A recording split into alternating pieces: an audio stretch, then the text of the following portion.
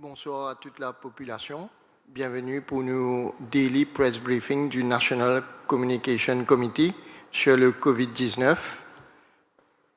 Comme on nous connaît, la situation au niveau mondial, le nombre de cas fin progressé avec 663 740 cas. Le nombre de décès à travers le monde, c'est 30 879. Ne serait-ce que dans les États-Unis, il y a 123 000 cas aujourd'hui. À La Réunion, côté nous voisin, il y a 183 cas. À Maurice, sur les dernières 24 heures, nous finissons enregistré 5 nouveaux cas positifs qui amènent le nombre de malades qui nous finissent dépistés côté nous, qui ne passe de 102 hier à 107 aujourd'hui. 5 nouveaux cas positifs, l'eau 128 tests qui nous finissent réaliser à l'heure qui nous peut causer, qui nous peut causer aux autres. Donc, le nombre de cas à Maurice, c'est 107. Dans ces 5 nouveaux cas-là, il y a un cas, c'est un cas importé, un gens qui rentre Maurice juste avant qu'il nous interdit l'accès, et 4 autres issus du contact tracing. Je veux dire que le contact tracing jusqu'à l'heure est extrêmement efficace parce qu'il y a une enquête minutieuse, rigoureuse qui est faite par l'équipe du docteur Gajador, et ce contact tracing là permet jusqu'à l'heure, ça 107 cas qui nous peut causer là, dépister plus que la moitié des cas. Donc ça contact tracing là fin efficace qui nous permet de tirer des gens qui sont dans la nature, qui sont potentiellement capables de contaminer les autres gens et faire que l'épidémie prend une proportion dramatique. Donc le contact tracing fin permet de retracer ces gens là, dépister les autres, gagner les autres cas positifs, mettre les autres en quarantaine et surtout mettre eux dans l'hôpital de traitement. Donc, nous n'avons aucun doute que le contact tracing, pour continuer, trouve un cas positif quand il allait, et sans plus tarder, je vous passe la parole au docteur Gajador qui peut dire nous un petit peu plus sur la situation au niveau sanitaire dans le pays. Bonsoir à tous. Pour commencer, je vais donner nous un peu de chiffres dans le monde entier qui peut arriver. Si nous guettons l'Amérique aujourd'hui, nous finissons gagner 19 000 cas dans un jour. Nous finissons gagner 400 décès dans un jour. Italie, aujourd'hui, le nombre de décès est doublé comparé à la Chine. Et le nombre de cas enregistrés en Italie, il dépasse ce que nous trouvons en Chine. Là, nous trouvons l'épicentre dans l'Europe et en même temps, nous avons l'autre centre qui est développé en Amérique, où le nombre de cas peut augmenter de jour en jour. À Maurice, comme le docteur Zuma vient de dire, nous avons gagné 5 cas en 24 heures. Maintenant, nous avons 107 cas à Maurice. Et ces 107 cas-là, c'est un cas confirmé par laboratoire et c'est un cas qui est rapporté au ministère de la Santé et c'est qui nous peut dire. Dans ces 107 cas-là, nous trouvons qu'il y en a plus que 58% cas, c'est nous pouvons gagner par contact tracing. Le nombre de contact tracing que nous pouvons faire à Maurice, il peut augmenter de jour en jour. Et jusqu'à aujourd'hui, jusqu'à hier, le 28, nous faisons 953 contact tracing. Et nous trouvons que ça peut apporter ce fruit et nous faisons gagner 72 cas positifs dans nos contact tracing.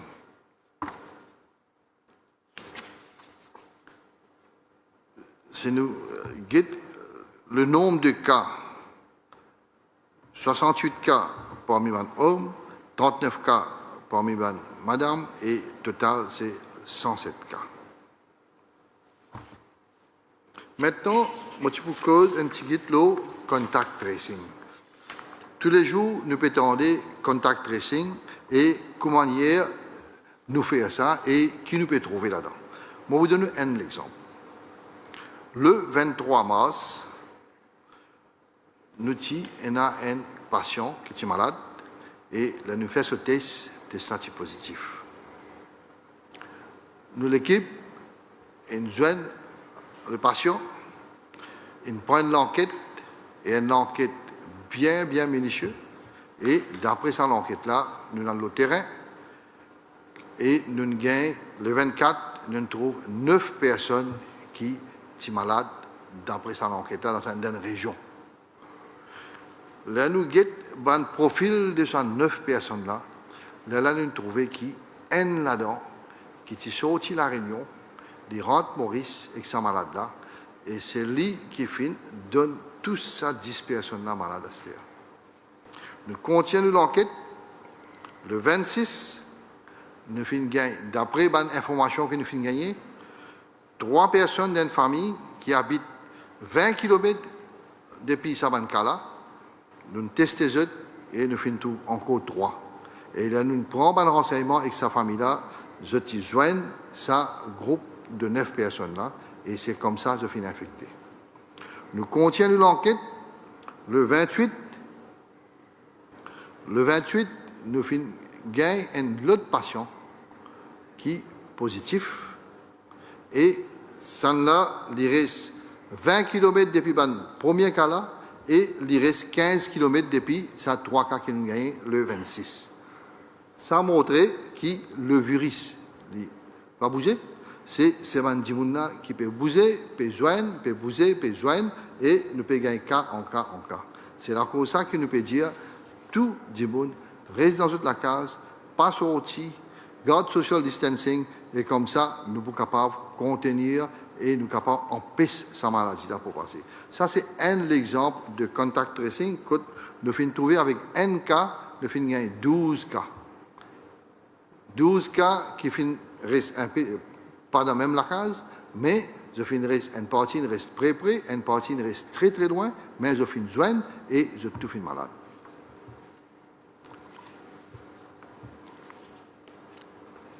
Nous avons dans nos centres quarantaine, nous avons 1750 personnes. Nous pouvons suivre de près et pour l'instant, je tout bien. Dans nos centres, que nous finissons admettre, nous avons un cas qui est positif. Dans 105 cas, dans un centre, nous avons un qui n'est pas trop bien. C'est un cas très sérieux et nous avons un autre qui n'est pas stable autant. À part de ces 2 cas-là, le reste, tout bon cas, c'est pour, je peux pas bien.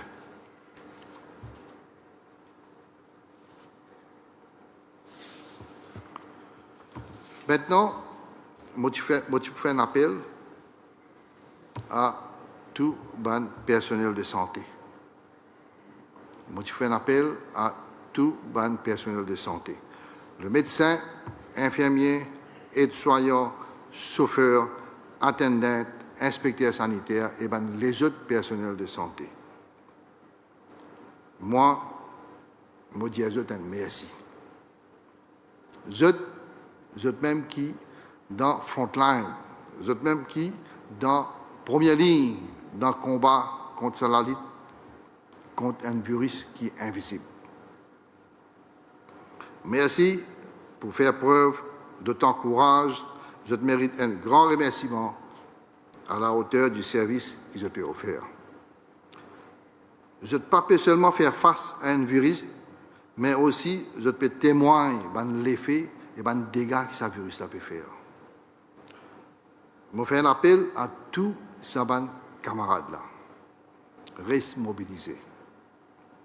Nous dans une situation très difficile, grave, et nous, comme vrais patriotes, nous, comme frontline health providers, nous, comme médecins, comme les autres personnels de santé, nous tous ensemble, nous là, nous veillons qui nous combattent et nous protègent la population, nous protègent nos familles, et nous protège tout le monde qui nous content.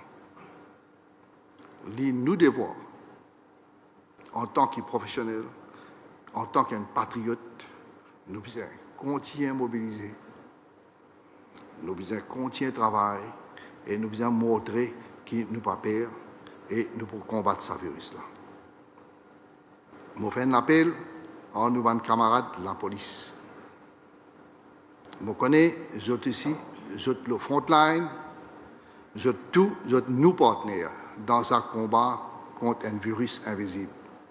Je suis tous ensemble et je peux faire un travail très important, je peux faire la lutte contre un virus qui est invisible et je peux montrer nous je courage.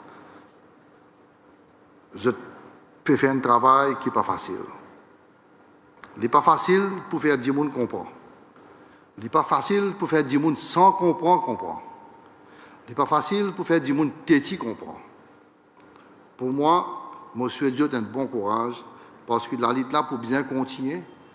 La lutte là est longue et je souhaite tout, les professionnels de santé et la police, bon courage. En même temps, je pour cause, il y a une situation aujourd'hui qui m'a fait trouver, qui m'a fait témoigner, précoce mon travail. Je me fait prendre compte que le ministère de la Sécurité sociale est engagé activement pour distribuer des manger, distribuer des food packs à des membres de public qui bizarre, un public qui a peine à moyen et un public démuni et un public qui bizarre ça va manger là. L'intention du ministère est très bonne. L'intention du gouvernement est très bonne. Et ça me félicite.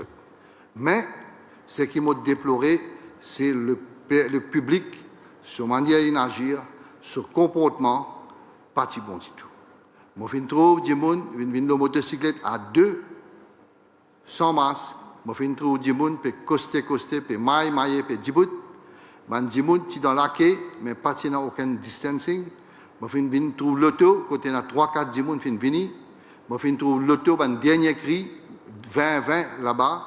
Et je trouve beaucoup de choses qui sont bien déplorables. Ça, c'est une chose, si il continue, il n'est pas pour défier nos purposes. Maintenant, depuis tout ce jour, nous pouvons faire ce combat-là, nous trouver que le nombre de cas, d'après nos expectations, d'après ce que nous pouvons attendre, il pas augmenter. Nous graphes, il est encore bon, mais si le public continue à faire comme ça, si le public continue à défier l'autorité, défier nos consignes, nous prenons l'explosion. Et si demain nous avons l'explosion, vous pensez que chacun doit prendre ses responsabilités. Merci beaucoup. Merci, Dr. Gadjador, pour ce bon conseil qui Bizin prend très au sérieux parce qu'il nous connaît. Seule façon pour casser la progression de l'épidémie là, c'est faire en sorte qu'il nous pas un contact humain direct. C'est seulement comme ça que nous pouvons capables trouver la lumière au bout du tunnel. Mais je rappelle la population Maurice que nous avons 1,3 million de monde. À l'heure que nous parlons, il y a 3 milliards de monde dans le monde qui sont sous une situation de confinement. Donc, confinement, les papiers concernent nous dans le monde. Il y a 3 milliards de monde qui, dans notre pays, imposent le confinement parce qu'il y a plus de 180 pays qui sont concernés par le Covid-19. Laisse-moi donner un peu de détails, de moyens qui nous peut déployer en termes matériels dans l'hôpital. Quand nous faisons test, quand nous pouvons faire test, nous pouvons faire 120, hier nous faisons 180 tests. Nous avons toujours à notre disposition un test PCR, nous avons en réserve 20 000 tests et nous commandons 100 000 de plus qui pourraient arriver dans les jours, voire semaines à venir. Donc nous avons une quantité de tests qui est bizarre, donc il ne faudrait pas qu'il nous croit qu'il nous manque moyens. Et nos capacités de testing peuvent augmenter. Nos vitesses de faire un test peut augmenter. Donc, nous confions que si nous n'avons plus cas, nous prenons moyen pour faire les diagnostics. En termes d'équipement additionnel, le gouvernement fait prendre disposition pour commander un très grand nombre d'équipements de protection pour les professionnels de santé, les équipements de protection pour tout le monde qui pour bien lit, et ça va un équipement là pour venir dans les débuts du mois d'avril.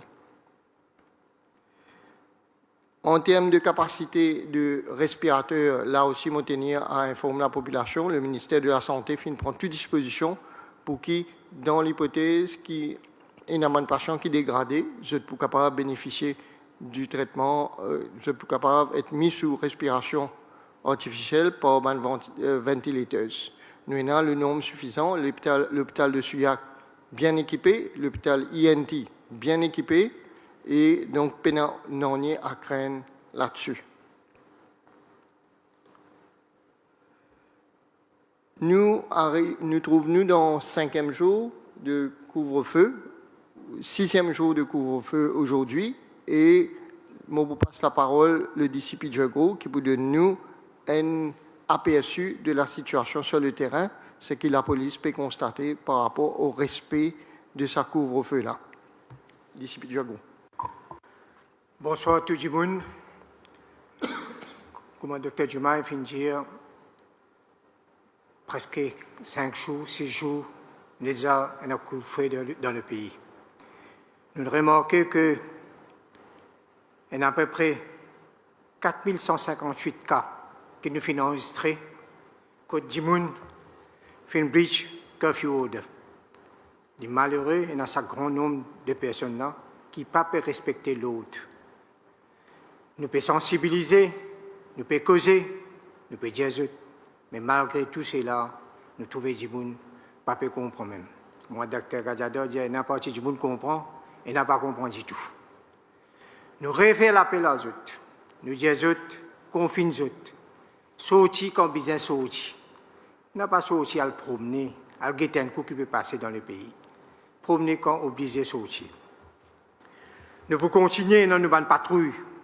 Dans toute l'île, nous prenons un roadblock qui peut continuer, et c'est tout la SMF et la SSU qui peut faire un roadblock.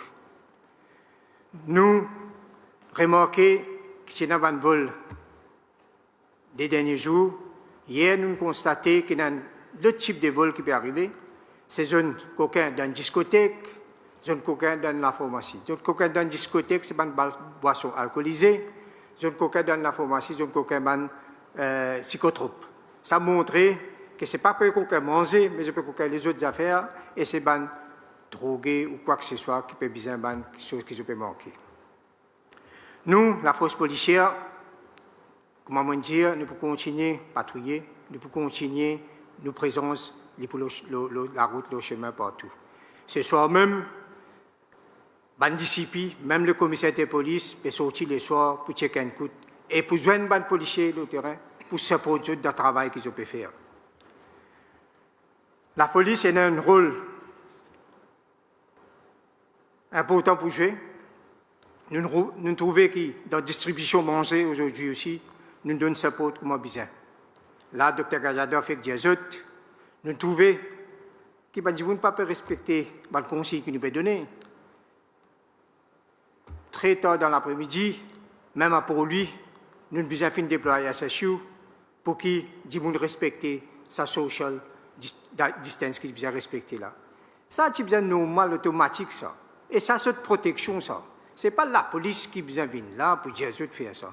J'ai besoin de finir comprendre presque depuis le confinement, il y a plusieurs jours, et j'ai besoin de comprendre ça nous peut faire ça dans l'intérêt. C'est l'intérêt, c'est la santé qui compte. Je peux dire à l'officier de police qui est dans ma station, parce que nous avons plusieurs gens vieux surtout et handicapés dans l'endroit qui sont restés, peut-être je n'ai pas dans les moyens pour qu'ils mangent quoi que ce soit. Je dis à l'officier, à faire une survey, prendre la liste, venir vers moi. Nous pouvons regarder comment nous pouvons informer le Social Security Office et la pour les autres. Alors, nous devons aussi, c'est social, nous devons aussi, c'est moral envers ces gens-là, et nous avons devoir professionnel pour être saban du monde. Comme je tout connais, comme Dr. Gajador dit, le ministère de la Santé, le medical staff peut faire un travail formidable. Et moi, apprécié. Sans eux, c'est extrêmement difficile. Et comme Lucie dit, et moi aussi, également la force policière peut faire un travail formidable. Nous connaissons une fausse information qui est allée sur les social media, qui démoralise nous la force policière. Moi, je dis aux autres, n'a pas de ça dans l'affaire. Faire autre travail. Faire autre travail professionnellement, faire autre travail dans la discipline. Comme je tout connais, dans une équipe de football, un entraîneur, il fait un plan, il fait l'équipe là jouer. C'est ce joueur-là qui joue. C'est ce joueur-là qui met le goal quand l'équipe l'a gagné. C'est lui qui fait l'équipe l'a gagné. Il est pareil pour nous aussi. Commissaire fait un plan, disciple fait un plan, grand officier fait un plan. Mais c'est eux, ces policiers qui font line là qui fait nous gagner. C'est eux qui amènent la sécurité, l'eau et l'eau dans ce pays-là. Nous avons confiance dans eux. Nous continuons à garder confiance dans eux parce que ce travail qu'ils ont pu faire là, trop important pour ce pays-là. Trop important pour ce pays-là et sa population-là. Nous avons dire que depuis nous nous mobilisons, qu'il y ait SMF, qu'il y ait CHU, qu'il y ait Coast Guard aussi, IOS, n'importe quelle unité qui nous compte, jusqu'à l'immigration, dans quarantaine, partout nous avons policiers qui performent comme on besoin. Nous n'avons pas rendu demande palabre qui dit que nous autres quoi que ce soit. Nous n'avons pas démoralisé, nous pouvons toujours aux autres. Et nous avons le support du Premier ministre dans ça. Le Premier ministre au courant qui continue nous avons policiers qui travaillent et il pousse support nous tout le temps. Nous ne nous pas rendre demande tentation et de provocation. Il y a beaucoup de tentations et de provocations. Alors nous devons servir nos discrétions et nous servir les moyens qui nous ont pour amener l'ordre et la paix. Chaque policier individuellement, je représente le commissaire de police que je suis. Je suis même commissaire de police sur le terrain. Ce n'est pas commissaire de police là-haut, c'est eux qui sont commissaire de police sur le terrain. Eux qui besoin prendre des décisions, eux qui besoin connaître comment pour amener l'ordre et la paix dans ce pays-là. Seulement, je t'agis dans la légalité. Si je t'agis dans la légalité, je garantis, moi, pour ça, pour 100% et les autres officiers pour ça, pour 100%. N'a pas peur pour agir comme besoin agir. Nous connaissons qu'il y a un environnement difficile pour le travail, j'ai besoin de l'équipement. Nous finissons distribuer beaucoup de l'équipement et m'opération aux autres. Dans les jours à venir, lundi même, nous pourrons encore plus d'équipement. Et nous pouvons demander, nous finissons faire requête avec le ministère de la Santé pour donner nous encore l'équipement qui peut sortir à l'extérieur. Nous avons une organisation qui peut aider nous et nous comptons que cette organisation-là peut apprécier nos contributions. Il y a plusieurs gens qui téléphonent moi, félicitent nous pour le travail que la force policière peut faire. La semaine prochaine qui peut venir, nous avons un nouveau défi. Parce que ça, pas connaît même quand il peut terminer. Alors, nous devons rester mobilisés. Nous avons beaucoup de courage et résilience. La semaine prochaine qui vient, nous prenons un nouveau défi. Semaine ensuite, nous prenons un nouveau défi qui peut venir. C'est quand nous arrivons à ce pont-là, même que nous pouvons traverser ce pont-là. Nous ne pouvons pas apprécier beaucoup de choses maintenant. Mon compte aux autres, pour l'honnêteté, pour porter l'uniforme-là avec l'honneur, précise, et moi, j'ai confiance que nous pouvons aider ce pays-là et que sa population-là, comme on a besoin. Merci beaucoup.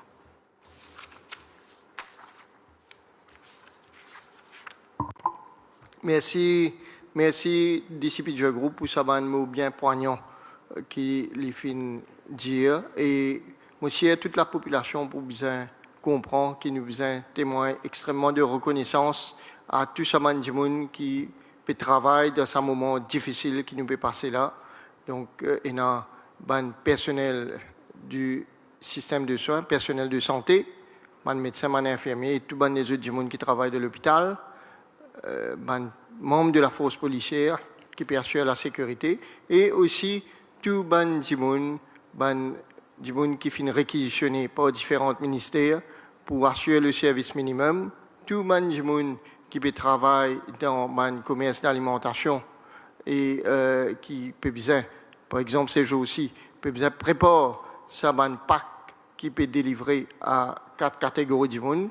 On rappelle la population que le gouvernement peut continuer à assurer la distribution de ban denrées de base à ban gens qui trouvent le social register en Mauritius, ban qui bénéficient carers allowance, ban handicapés et ban gens qui dans shelters. Ces 4 catégories de monde là, le gouvernement assure la distribution de ban denrées de base depuis le lendemain du couvre-feu et presque terminé aujourd'hui. Et nous tenir aussi à rassurer la population que sa distribution est faite dans l'ordre et c'est des gens qui l'ont sur la liste là seulement qui finissent bénéficier de et c'est des fonctionnaires qui finissent assurer sa distribution là et personne d'autre.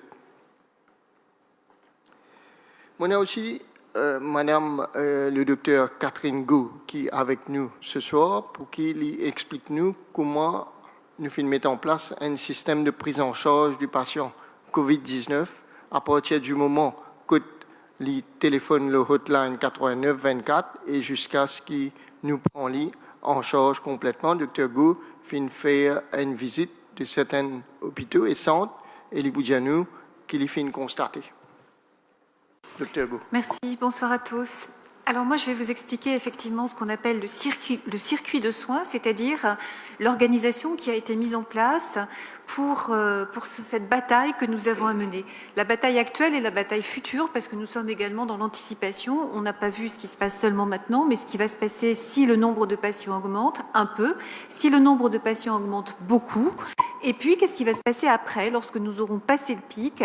Comment on va s'organiser pour continuer à la vigilance? Alors, comme on vient de le dire, il y a 3 façons de rentrer dans le circuit de soins. D'abord, idéalement, c'est la hotline. Donc, vous savez qu'une hotline a été mise en place, qui est le 89-24, où les Mauriciens et les Mauriciennes peuvent appeler lorsqu'ils ont des questions, lorsqu'ils ont des angoisses, mais aussi lorsqu'ils pensent être peut-être atteints par le virus, c'est-à-dire lorsqu'ils ont de la fièvre, lorsqu'ils toussent, lorsqu'ils ont mal dans les muscles, les articulations, quand ils ont perdu le goût, quand ils ont perdu l'odorat, ou quand ils ont, pour les personnes âgées, une grande fatigue ou une gastro-entérite, de la diarrhée et des vomissements fébriles avec de la fièvre. Donc, si on pense qu'on est atteint, on le dit tout de suite à la hotline, sinon on vous posera la question, et un médecin pourra tout de suite répondre, et s'il ne peut pas le faire immédiatement, il rappellera dès qu'il aura fini avec le patient précédent.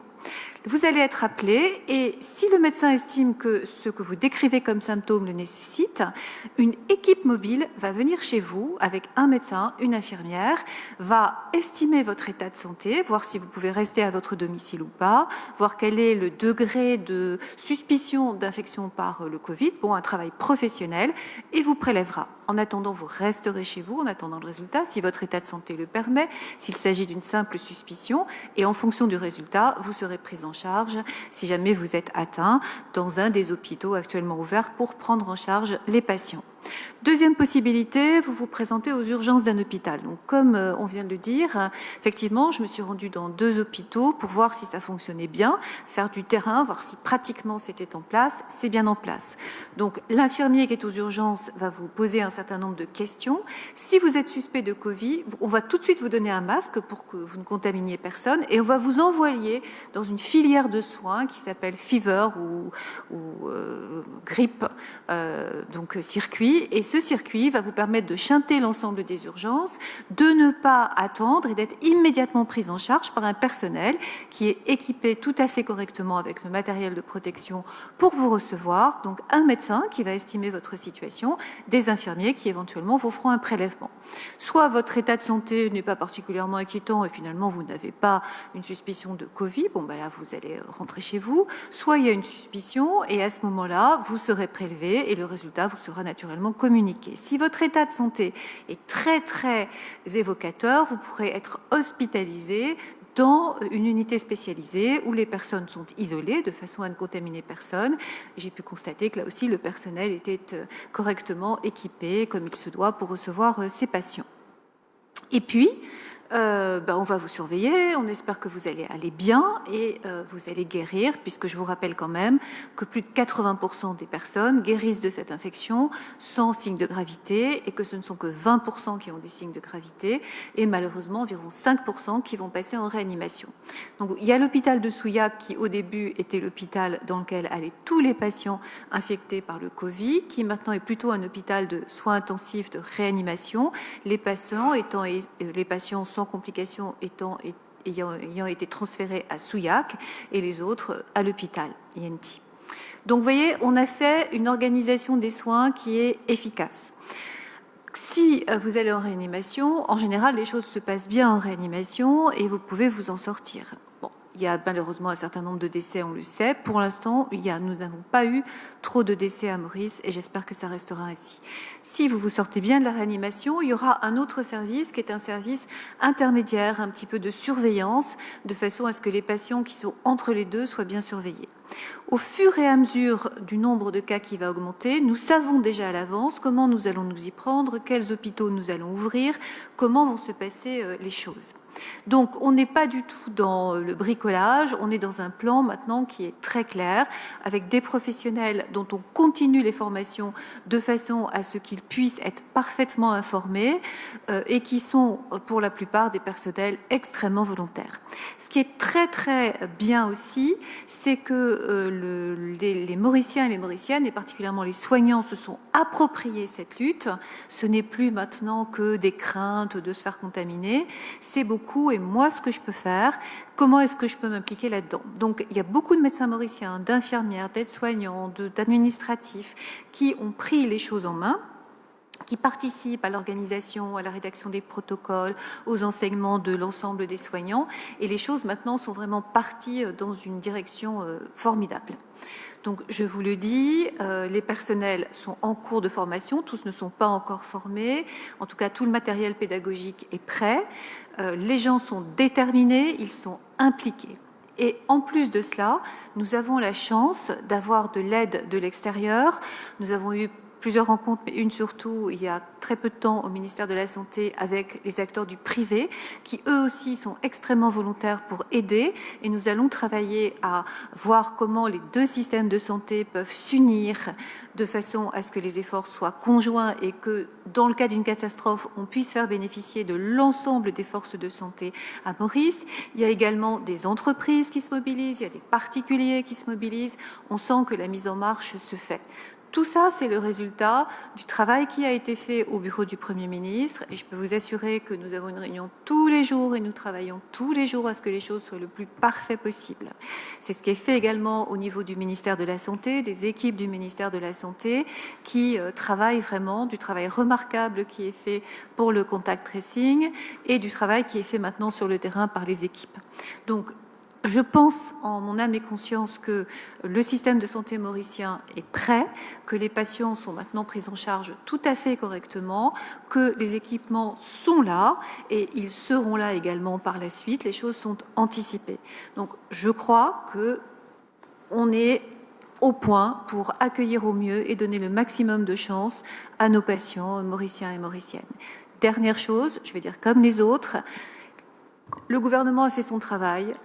Les soignants font leur travail, alors vous faites le vôtre. Confinez-vous, respectez les distances, lavez-vous les mains toutes les heures. Et le Covid, ça ne saute pas, ça se contamine par les gouttelettes et par le contact, et c'est tout. Merci beaucoup.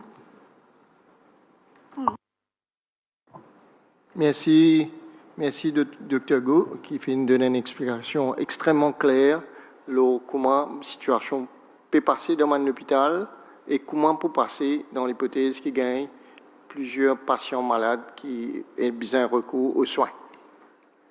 Donc, nous pouvons passer à l'heure des questions. Je rappelle ceux qui nous en live du Prime Minister's Office et la retransmission est assurée par la MBC avec l'aide du GIS, Government Information Services, et il n'y a aucun journaliste avec nous ici pour une raison sanitaire, pour une raison de confinement, pour faire en sorte qu'il y ait moins de monde déplacé et donc pénant journaliste ici. Mais malgré ça, grâce à Mauritius Telecom et la plateforme BeSafe Maurice, nous pouvons assurer que la rédaction peut gagner la retransmission en direct et surtout que les journalistes capables posent nous bonnes questions. Évidemment, nous vous prenons un certain nombre de questions et qui ne pas encore répondre aux questions, vous êtes capable de réenvoyer les autres questions pour les jours à venir. Donc, on prend une première question. Le Mauricien, est-ce qu'on peut avoir le nombre de cas de COVID-19 par hôpital? C'est-à-dire combien, il y a deux questions là-dedans, c'est-à-dire combien d'admissions à ce jour à l'hôpital Souillac, INT, Montaillon et Maïbourg, et si le personnel médical est équipé. Docteur Gazador, peut-être un chiffre? Bon, comme on finit là, nous avons 107 cas de Covid à Maurice. Il y a eu 2 décès, maintenant nous avons 105 cas. L'hôpital de Souillac, maintenant, nous le convertissons à un hôpital que nous pouvons garder seulement des malades compliqués, des malades qui vous demandent une intubation et ventilation. Nous avons 17 malades à l'hôpital Souillac. Nous avons un centre au Pointe-au-Piment et nous avons un autre centre au Victoria. Cette descente-là nous permet de des malades qui ne sont pas compliqués. Comme nous tout connaissons, 80% des infections sont des infections bien minimes qui ne prennent pas beaucoup de complications. Alors, ça déplace-là, nous faisons une garde pour des cas bien minimes. Nous avons des médecins, nous avons des infirmiers, nous avons des attendants, nous avons tout bon équipement, nous avons oxygène, etc., qui nous faisons mettre en place pour qui nous capables de servir pour ces patients-là. Ce qui est très important dans ces 2 centres-là, c'est que chaque patient, il y a une chambre pour lui personnel, il y a une toilette, il y a une salle de bain pour lui, alors il confine lui-même dans la chambre, comment nous dire, self-isolation. Il n'est pas pour sortir, il peut rester en dedans, tout ce besoin, il peut faire en dedans même. Nous pouvons venir donner ce manger, nous pouvons donner ce boire, nous pouvons checker sa température et nous pouvons donner ce médicament. Comme ça, chaque patient il y en a sur la chambre, chaque patient est séparé et nous les lisons comme ça et nous les lisons tout confinés comme ça et ça nous appelle ça isolation dans un centre de santé pour qui la maladie n'a pas transmettre et pour qui vous êtes tout guéri. Ces 2 centres-là, il y en a 46 patients. C'est un centre au Pointe-au-Piment. Nous en avons un autre au Victoria, où nous avons 42 patients. En tout, nous avons 105 patients jusqu'à maintenant. L'hôpital INT, qui nous convertit en un hôpital pour traiter le COVID, ça aussi, c'est un hôpital où nous pouvons mettre des cas assez compliqués.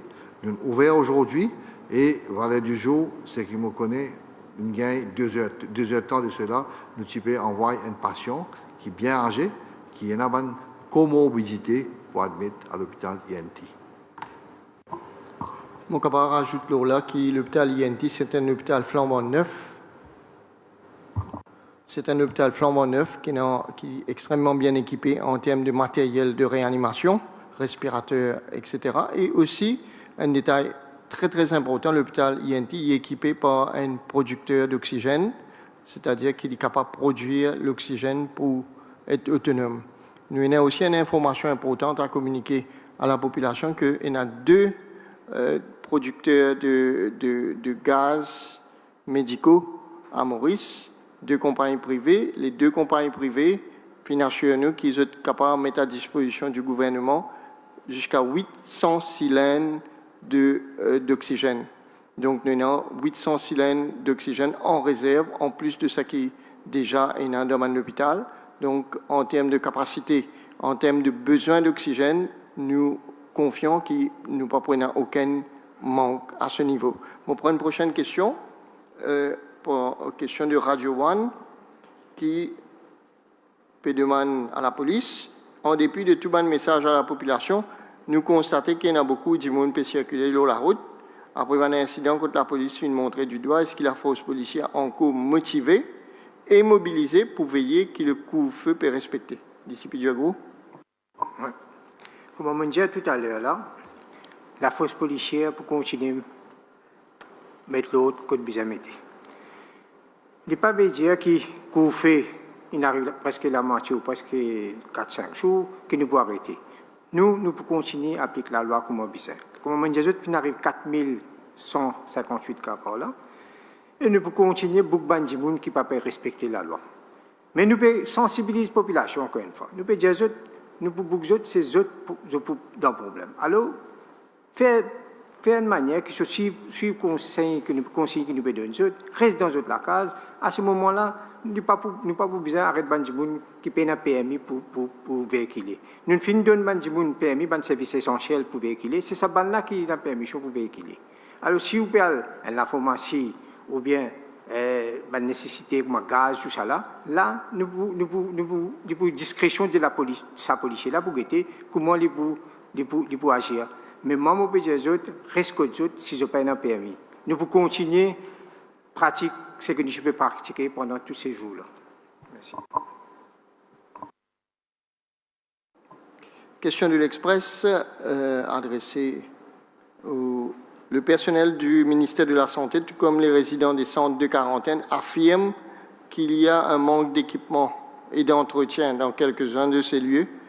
Il y a même une lettre envoyée au ministère. Êtes-vous au courant? Nous ne sommes pas au courant qu'il manque l'équipement ou qu'il manque l'entretien dans un centre de quarantaine. Un certain nombre de centres de quarantaine, c'est un hôtel qui 4 à 5 étoiles.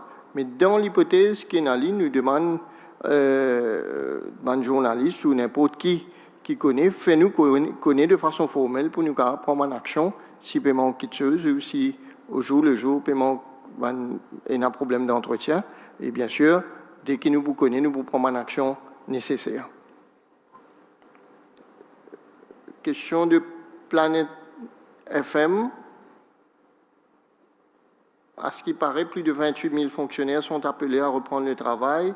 Est-ce que cela ne contredit pas le confinement? Et dès le départ, par rapport à le confinement puis le couvre-feu, nous connaissons qui pour un skeleton staff pour rouler tout le ministère et bien sûr nous disons qui pour un service essentiel qui pour bien continuer à fonctionner, donc la santé, la police et plusieurs ministères pour bien un staffing minimum pour continuer à rouler parce que bien ça mange là. Donc c'est probablement de ça dont on parle et nous rappelle la population que il y a des gens qui pour bien continuer le travail pour assurer que tout le service essentiel continue à rouler. Donc, ça va être dont nous pouvons causer que les fonctionnaires là, dès le départ, la fonction publique, c'est fini faire une demande auprès de la police, il y a un certain nombre, on a le chiffre, et il y a un certain nombre qui, ça va dire là, je besoin report on duty, parce que la nature de ce métier fait que je besoin continue à le travail. Donc, pendant on est de surprenant dedans, et ben du monde qui ont des services nécessaires, mais je peux bien report on duty. Ion News peut demander est-ce qu'il nous fait une demande l'aide technique et matérielle de la Chine et de l'Inde? Si oui, qui l'aide et quand nous pouvons gagner? À ce jour, nous sommes capables de dire que nous faisons place à une commande massive d'équipements médicaux, de protection et autres, auprès d'une compagnie chinoise et nous sommes capables de dire que la mission chinoise à Maurice, l'ambassade de Chine à Maurice, vient agir comme facilitateur auprès de sa compagnie-là. Donc, nous payons une lettre et un équipement là pour arriver dans un avenir très très proche.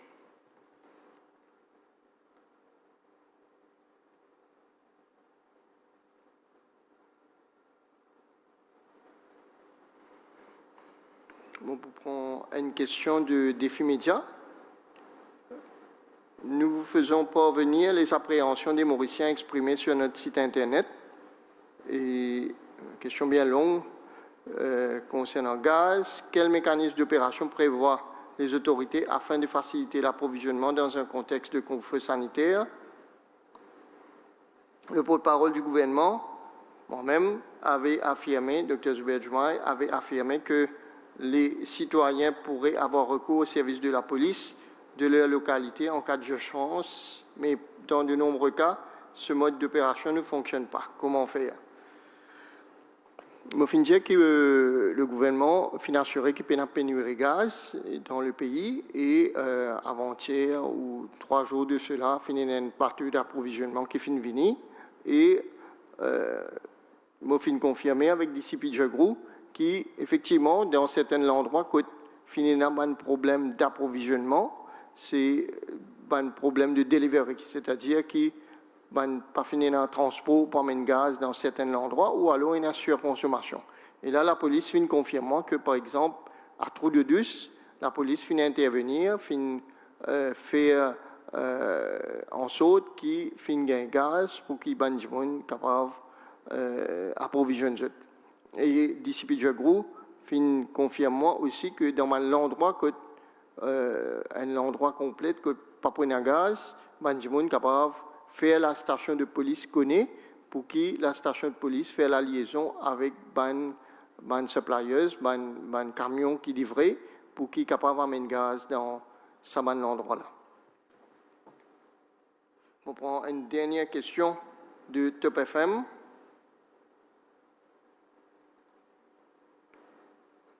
Est-ce qu'il faut considérer place ban planteur et vendeur de semences sur la liste services essentiels qui peut faire pour assurer la sécurité alimentaire, ban planteur peut dire pour une pénurie de légumes dans les jours à venir, qui le gouvernement peut faire.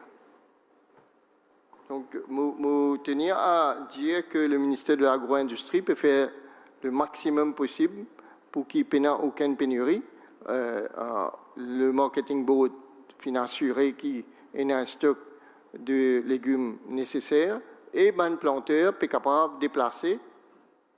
Le planteur est capable de déplacer grâce à ce planteur code, la police peut confirmer, et est capable de déplacer, donc je suis capable d'accéder à cette place de travail, ce carreau, pour je continuer à faire récolte et modalité comment je peux écouler les légumes dans un jour à venir, nous pouvons capable communiquer un petit peu plus avec eux.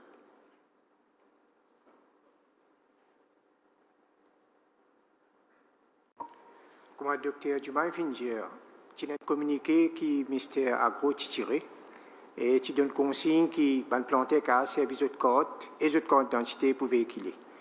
Là, je veux dire que la police est très compréhensible et nous trouvons qu'il nous facilite ce mouvement-là. Nous trouvons qu'il y a beaucoup de planteurs réciales dans notre carreau, l'équipe qui se peut récolter. N'importe qui a un problème dans ce domaine-là, vous êtes capable de contacter la force policière dans la région-là et nous pouvons être là.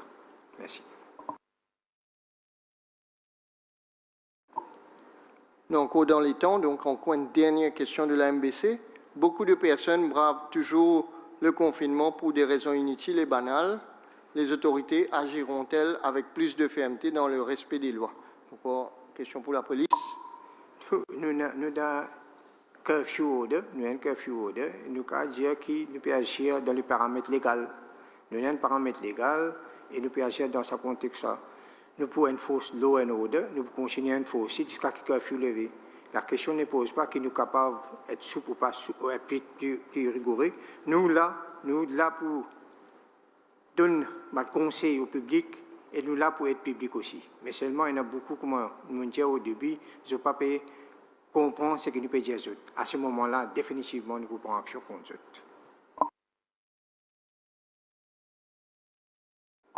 Merci, DCP Jagrou. On arrive à la fin de nos press briefing pour aujourd'hui. On rappelle à la population qui est entière qu'aujourd'hui, nous finissons 5 nouveaux cas de COVID-19 qui amènent nous à un total de 107 cas. Et comme nous tous connaissons, nous en couvre-feu toujours et nous tous ensemble, nous devons continuer la guerre contre ce virus-là et contamination pour arrêter si nous respectons les consignes sanitaires qui nous finissent déjà données et nous espérons qu'il y mesure pour ce prix bien rapidement. Entre-temps, nous donne notre rendez-vous pour une prochaine presse briefing demain. Et je remercie pour votre attention. Merci et bonsoir.